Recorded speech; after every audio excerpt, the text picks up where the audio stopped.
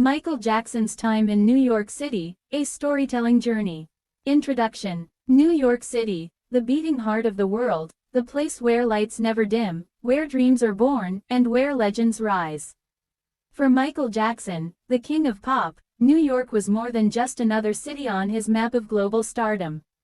It was a creative playground, a safe refuge, and sometimes, a stage for his most iconic and life-changing moments. From the recording studios of Manhattan to the bright lights of Madison Square Garden, from the dance studios tucked away in Harlem to the quiet hotel suites where he found solace, Michael Jackson's time in New York is a story of artistry, struggle, triumph, and humanity. Chapter 1. The early visits. The Jackson 5 arrive in NYC. It was the late 1960s. The Jackson 5, a group of 5 brothers from Gary, Indiana, stepped into New York City with wide eyes and endless energy. Young Michael, only about 10 years old, was already stealing the show everywhere they performed. When Motown brought them to New York, they were thrust into the world of big stages, flashing cameras, and the excitement of Broadway lights. Michael remembered looking out of the car window, seeing the skyscrapers stretch into the clouds.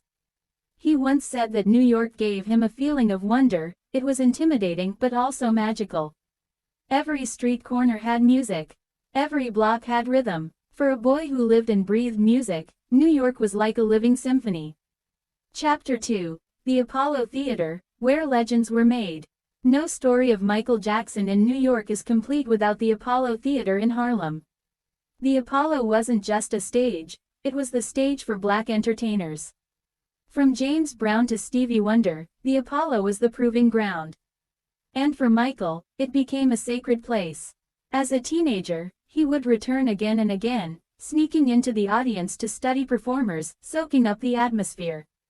Years later, after becoming a star, Michael would call the Apollo one of his favorite places in the world. He admired the raw energy, the closeness between artist and audience, and the spirit of black excellence that lived in its walls. Chapter 3.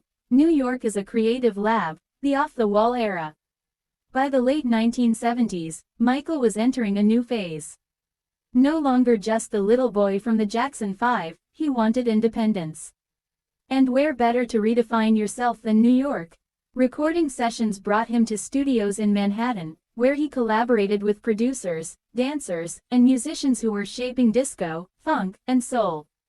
Off the Wall, his breakthrough solo album, carried the pulse of New York nightlife, the energy of Studio 54, the freedom of the dance floor, and the creativity of the city's underground music scene. Michael would sometimes slip into clubs in disguise, just to watch people dance. He studied how they moved, how they reacted to beats. This became part of his magic, the ability to translate street rhythm into universal performance. Chapter 4. Thriller in the Big Apple. In 1982, while recording Thriller, Michael spent much of his time between Los Angeles and New York. Westlake Studio in LA was the main hub, but New York shaped his style and vision. He walked through Times Square, saw the flashing billboards, and absorbed the city's sense of spectacle. He wanted his art to be larger than life, like New York itself. When Thriller exploded, New York responded with passion. The city that never sleeps turned Michael into a permanent icon. His face was on storefronts, billboards, magazines, and posters plastered on subway walls. In Harlem, boomboxes blasted Billie Jean on repeat. The whole city danced. Chapter 5. Madison Square Garden, a second home. Michael Jackson and Madison Square Garden were like fire and electricity. Every time he performed there, the arena shook with screams that echoed for blocks. From the Jacksons' Victory Tour to his Bad World Tour, the Garden became one of his favorite stages. And in September 2001, just before the world changed forever, Michael celebrated his 30th anniversary as a solo artist with 2 sold-out shows at Madison Square Garden. The performances were legendary, featuring stars like Whitney Houston, Usher, Britney Spears, Liza Minnelli, and even a Jackson 5 reunion. Those nights were pure magic. The energy, the nostalgia, the artistry, it was Michael at his peak. Nobody knew that just days later, tragedy would strike the city on September 11th.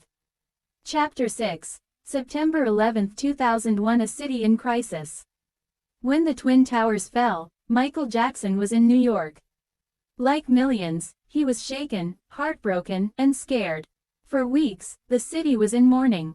But Michael, true to his spirit, turned pain into healing. He began working on What More Can I Give, a charity song aimed at raising funds and spirits for those affected by the attacks. Though the song's release faced challenges, Michael's effort reflected his love for the city and his empathy for its people. Chapter 7. Inspiration in the City Streets. Away from the lights, Michael loved walking the streets of New York in disguise.